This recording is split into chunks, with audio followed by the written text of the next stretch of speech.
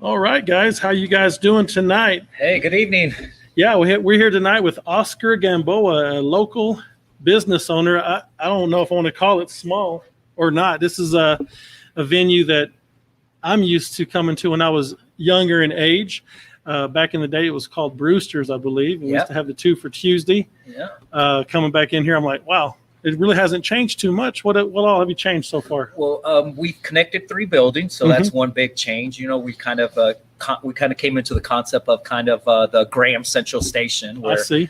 3 buildings are connected under one roof with a capacity of 1,400 people. Wow. So on Fridays and Saturdays, we do have live music, and it's live country music. We've had bands all the way from Nashville, Colorado, Austin, San Antonio, all the way down from the Valle. And, you know, we've had some great, along with local talent too. Yeah, for sure. That brings great crowds out, you know, Buster Bledsoe to name, you know, one of them. And, you know, a bunch of good, but mainly it's live country music is what we focus on. Solana Project come in here sometimes? Well, you know, we love Solana Project. And when, you know, we've talked about doing a special event, you know, like we do an 80s night theme, you know, and we had, what is the 80s bands that well, there's Foreigner and things like that.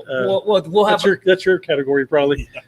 Well, you know, we have bands that will come in that will really focus on 80s, so we kind of have themed nights on. So we have talked about doing a rock and roll night, and we've actually have been reached out for a couple other bands but we mainly focus on country music. And you know, the rodeo's coming in a couple weeks, so you know, we're kind of the go-to spot for that. Well, good deal. I took my daughter to watch a cover band for Foreigner downtown. They weren't a cover band. I think these are the guys that tour for Foreigner. I never smelled so much Ben Gay in my life. But, it was a packed house. Yes. It was at the Civic Center. And Yeah. I guess it was the room furthest south. Yeah. It was packed out. Yeah. So I know you get some good crowds for things like that. Whatever happened to Tongue and Groove? Back in the Brewster days, I remember seeing them a lot, and they were really good. He had kind of a Van Halen feel to him. You know, I never knew what happened with him. You know, you talk about some of these older bands. That's one thing that we've really focused on, was bringing live music back downtown. Yeah, you know, it was something that was missing, and to be in Amarillo, Texas, and be downtown in Amarillo and not have live country music in Amarillo, it was just, you know, it was a perfect concept. So it's really worked out. And, you know, we've been in business. We started with the one building with Bodega. So it's that we're going on 18 years. So we're doing something right. I think so. And the name Chesney's, is that kind of a plug for Kenny Chesney, or is that something it's kind of a plug for Kenny for some? I mean, if my lawyers are listening, they're not going to want me to talk on that. Chesney's was the name of a dog that I had when I was a kid. So we kind of went that, but do I know Kenny Chesney? Yes. We're good. Yeah, I've hung out with him several times in Really? St. John's, and when he was in Lubbock, we went down to visit with him and got to go backstage and hang out with him. And so I know him from St. John's, where he has a house, and so it was kind of a plug for that. I see. So my dog. Well, he's a great artist, and I'm sure that's a great dog that you have. Yeah. So I want to talk about some things that bring clients, customers, folks from outside the city limits, how that is affected by our local politic, the body politic. I don't want to get too heavy into it, but when it comes to like the venue and folks kind of rivering downtown, does it still have a lot of potential, or is it tapped out? What are your thoughts on that? I think downtown's, you know, still going to grow. I mean, you know, unfortunately, there's several properties that are still in front of the Civic Center that are available. Yeah. It's just going to take, you know, someone, you know, the courage to jump in there and try to do something. I mean, I can think of 10 things that we could use downtown right now that would draw a crowd. And, you know, the big venues, like when we have the livestock shows and the trade shows and you know, the rodeo, the Coors Rodeo that's coming up in the next couple of weeks, you know, that draws thousands and thousands of people. Yeah. You know, I don't want to get too much into the Civic Center issue, but for sure. You know, I have been to the events where the rodeos at the Civic Center, and every single seat is taken. Oh, wow. Well, so if people are worried about not being able to fill up the Civic Center with more people, that's not the problem. Right. Okay. So. Well, I've known Oscar for quite some time. I've never really sat down and spoke with you for longer than, you know, 5 or 10 minutes, but I've always known of this young man, and he's always been an entrepreneur ever since Caprock High School and whatnot. I always heard people just talk about you a lot, and you were always running and gunning, getting things done. The Gamboas on the Boulevard, I remember going there. Was that your dad's thing? That's and is my that dad. kind of how you got involved a little bit? I kind of learned the business from my dad. Mm-hmm. He opened up in 1986, and Selena played there. Fito. I could name all kinds of artists that have played at my dad's. And at one time, my dad was considered the biggest place as far as for a Hispanic, owned business owner. And that's right. I think our capacity was almost 800 people. And when Selena was there, believe me, there was every bit of 800 people there. Oh, I believe it. I believe it. Yeah. Selena was a great event for sure. I got to actually meet her, and I'm sure you've met her several times. Yeah. I got to meet her a couple times. In fact, I got a picture, Polaroid, with me, my mom, and Selena, and they performed on a Halloween night at Gamboa's Ballroom. Do y'all remember that place, Gamboa's on the Boulevard? I went to a boxing match. Did you really? You guys are doing everything out there, huh? Yeah, in the outdoor venue. Yeah. Yeah. Well, no, this was we were watching the Ricky Hatton. Inside. Okay. Yeah. Pacquiao fight. Yes. So, whatever came of that outdoor venue, is it still? Yeah, it's kind still of there. Just kind of been, focused on downtown, because this is the primordial, where we have the most people, and that kind of took a little bit of a, side project type deal. But yeah, my dad's still there. He's still doing his events. In fact, he's got a couple graduation deals happening this Friday and Saturday, and then Sunday. So it's graduation weekends and holiday weekends. So he's still out there, rocking and rolling. Yeah, well, tell him we said hello. Yeah, for sure. That part of Amarillo, we know that those types of businesses attract folks. What else in East Amarillo do you see is lacking? I mean, I know you have a heart for all of Amarillo, but when it comes to the east side and that particular area, what can the city of Amarillo do to start to coalesce with business owners like yourself and folks from Tacos Garcia and Fiesta and those businesses over there?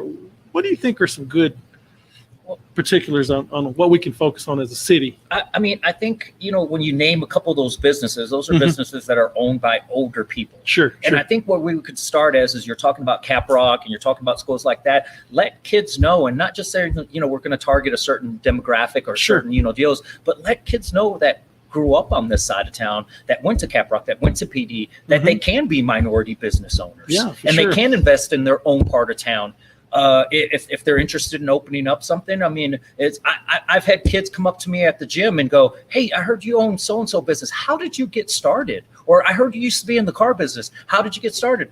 Well, when I would get out of school, I worked for a guy at a car lot, and I worked for him for about 5 years. I learned the business, and that's how I got involved in the car business. Well, good deal. But I really think to invest in the east side, or Amarillo Boulevard, or North 24th Street or something like that, I think it's going to take the next generation of entrepreneurs or investors, or even a buddy of mine, he opened up the pharmacy over off of 24th Street, and I know he's Laotian. Yeah, so he invested in his own community, and so he's got a whole demographic of people that come to him because they all speak the same language. Yeah, but it's going to take a younger generation to come up. And I think with the leaderships that we got coming in, and the opportunity of the regime kind of changing up, where we're more homegrown, or, you can actually pick up the cell phone and call the mayor or call one of the city council members, or you run into Dawn at the gym or something like that, and you're like, "Hey, I have a quick question for you." And those guys are more than likely just the other day I seen Dawn at the gym, and I was like, "Hey, you already won. You don't need to, you can stop talking to people now, enjoy your workout." But that's what I think is going to take. And I think the leadership that's coming in is going to take us in the right direction. Yeah. Don's a terrific guy. I really like him a lot. Awesome. Cole Stanley, fantastic. Yes. I like Tom Sherlin. We have still two places. They're in a runoff. Place one, we have Josh Kraft and Dean Crump. I don't know if you have a dog in that fight or not. I don't know if you want to discuss that one. I do know that we primarily want to discuss place four. Yeah. Les Simpson and Claudette Smith. On place one, I've heard great things about both candidates. So I really, I'm kind of leaning towards both of them. Do I know either one of them personally? No, but I've heard great things about both of them. I've actually haven't heard anything negative about either one. I've heard either one that goes in is going to do a great job. I know Josh is a little bit younger, so it could be a great opportunity to have somebody young that can look at it a certain direction. Then you talk about place 4. You said, well, you're talking about bringing in somebody younger, someone maybe that not necessarily the experience is what you need. Neither one of them has held any office, but think about it. A younger guy coming in with a younger perspective. Sure. Now you think of place 4. We just come out of 10 years of a female mayor. Yeah. And sure. now we have, place 4 that's open that could potentially be taken by a female council member. And I think that would be great mix for everybody. And I know Claudette would do great. I know she's got a relationship with the other candidates. And I think it would be a great opportunity to have a female and a younger candidate involved on the council. Well, good. I with Conservatives of Texas, we get involved politically to a certain degree. We're a nonprofit, so we don't endorse any longer now that we've kind of changed that up a little bit. We do have things like workshops and where we want to get with business owners like yourself to talk to the young kids. We have something in the fall coming up, but kind of going down the rabbit hole there. But back to place 4 and place 1, it's going to be a brand new clean slate across the board. I mean, except for Cole. Cole's been there. He's been there for 2 years. What do you foresee the learning curve is going to be?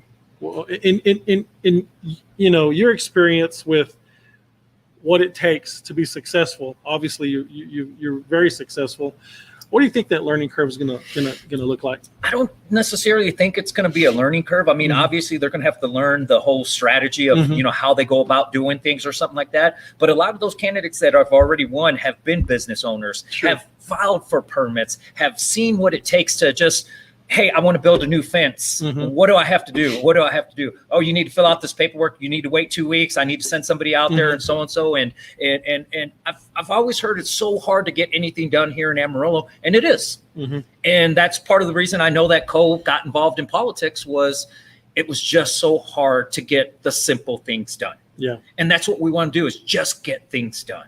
Yeah. If you want to build a fence, let the guy build a fence. Right, I understand you don't want him to put up sheet metal or Sanford and Son type garage or something, but if a guy's going to do the deal right, and let's keep Amarillo moving in the right direction. Let's not hold us up any longer. Yeah, keep the pulse going. But on place 4, I am endorsing Claudette. And I think it would be a great opportunity to have, coming out of us having a mayor that's been kind of a female and going in the female perspective, and to have the group of guys that I know she already has a relationship with. When you say about a learning curve, Claudette's already been in this game before. She's already helped business owners. She's already gone down and say, hey, look, this guy's having trouble with this permit. What can I do to help him get his permit? Hey, this is what's going on. What does he have to do? Several business owners that that's been involved with where she's had issues, that she's learned how to handle things. She knows the right person to call. She can pick up the cell phone and go, hey, what do I need to do so this guy can move on? What does this guy need to do to get this permit? What does this guy need to do so he can open up his business? Right. What does this guy need to do? What do we need to do to keep Amarillo moving? And I think that's what Claudette could do. Right. Her Rolodex is all right here and through experience. Absolutely. And from knowing her for years, she's always been involved. Yeah. And, so you say about a learning curve. I mean, we have people that are in place already that have dealt with several things in the city, and that's why a lot of them got involved. That's right. Is they've had issues with the city and they want to get in there, and they want Amarillo to keep moving and moving forward. And I think Claudette can do that. I believe so. Do you have any questions, Zach? I think if I did have any questions, you already touched on them. Okay. Well, I want to throw a little wink at Mr. Oscar. I think one day he should really consider running for something. I think that you have a really positive you have a lot of positive energy. I know that we were talking about this just briefly before we came on. You said people have kind of mentioned that to you. Yeah. What do you think? Oh, I mean, I've had it for probably over 20 years, was the first time that I've been approached to, running for council or running for one of the places. But, we'll see. I mean, I think the guys that we have going right now, the direction we're going is a great direction. The guys that we have in the city council, I know we still have 2 open spots, but, hopefully the right person gets in there and Amarillo keeps moving forward. That's right. Oscar, I appreciate your Yeah. time, sir. Appreciate you guys. Thank you. Zach, appreciate you, buddy. Appreciate you. Thanks, Val. Thank you. Appreciate you, buddy. Let's sign off. Conservatives of Texas, remember, we have monthly meetings every third Thursday, 2700 Southeast 34th, Comanche Trail Church. Come check us out. Send us an email, galbear@hotmail.com. We'd love to interact with you. God bless.